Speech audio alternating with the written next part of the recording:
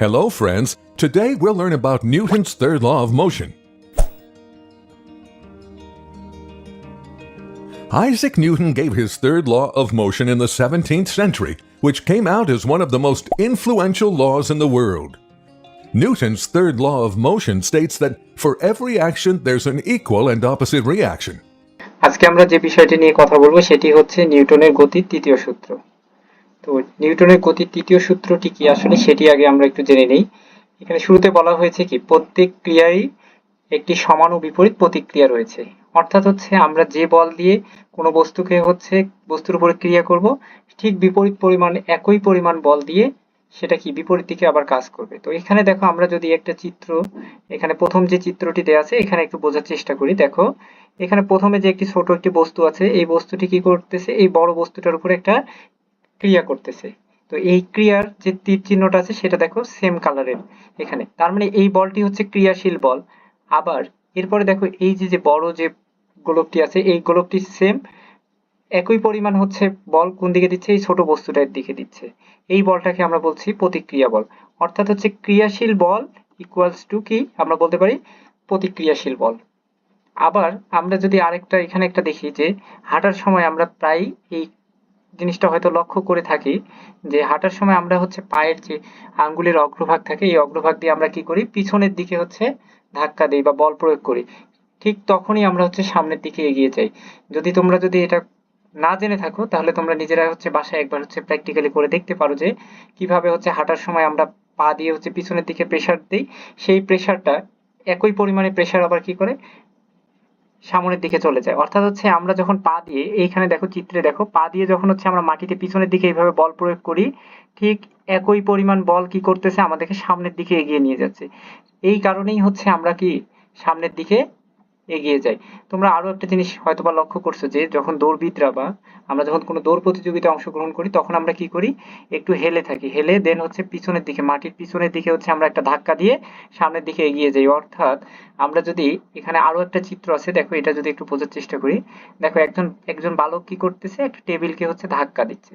এখন কথা হচ্ছে যে ধাক্কা দেওয়ার সময় দেখবে যে টেবিলটা যদি ভারী হয় তাহলে বালকটি কিন্তু পিছনের দিকে চলে আসবে, বাট টেবিলটা টেবিলের জায়গায় থেকে যাবে।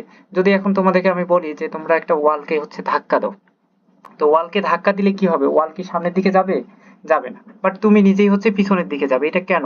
তার কারণ তুমি ওয়ালকে যে পরিমাণে বল প্রয়োগ করছো ঠিক একই পরিমাণ বল ওয়ালও তোমার দিকে প্রয়োগ করতেছে। কিন্তু এখানে নিউটনের যে গতির যে দ্বিতীয় সূত্র আছে, অর্থাৎ হচ্ছে কি ভরবেগের সূত্র, তার মানে ভরবেগ যেদিকে বেশি হবে বস্তুর ক্রিয়াশীল বল সেদিকে বেশি হবে। অর্থাৎ এই সামনে যদি তোমার ওয়াল থাকে তাহলে হচ্ছে ওয়ালের কারণে, ওয়ালের যেহেতু ভরবেগ বেশি, যার কারণে কি হবে তুমি পিছনের দিকে চলে যাবে, বাট ওয়াল সামনের দিকে যাবে না।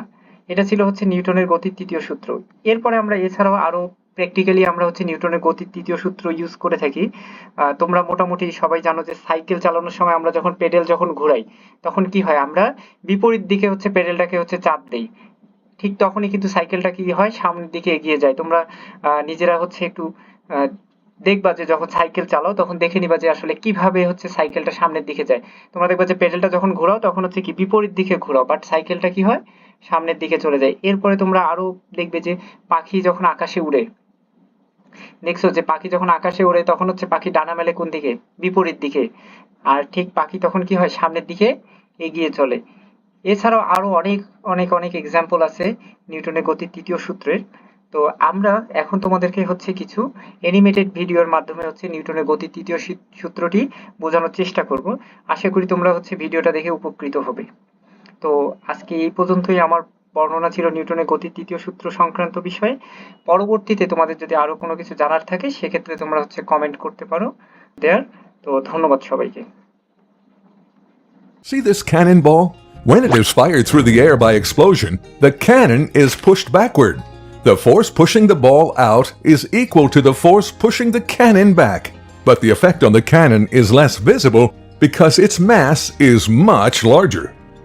When you walk in the park, while walking, you push the ground in the backward direction, and the ground in return pushes you in the forward direction, thus making you walk. Oh wow! Look at this cute bird flying in the sky. Newton's third law helps birds to fly. See how? Wings of birds exert a downward force on the air. The air also exerts an equal and opposite force which pushes birds in an upward direction. This action-reaction combination helps birds to fly in the air. Think about your swimming class. You push the water backwards with your hands, and in return the water pushes you forward, thus enabling you to go forward during swimming. Oh, you want to go home riding your bike? See how Newton's law applies to this. When you push the pedal, the parts of the tire which touch the ground pushes it backward. Ground also pushes the tires forward with the same force. So the parts of tires on Earth form an action and reaction.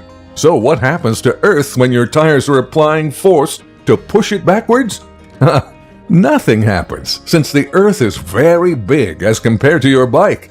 Force applied by your tires does not move it backwards, but force applied by the Earth pushes it forward. Now you know a lot about Newton's third law of motion. Stay tuned for more videos. Bye-bye.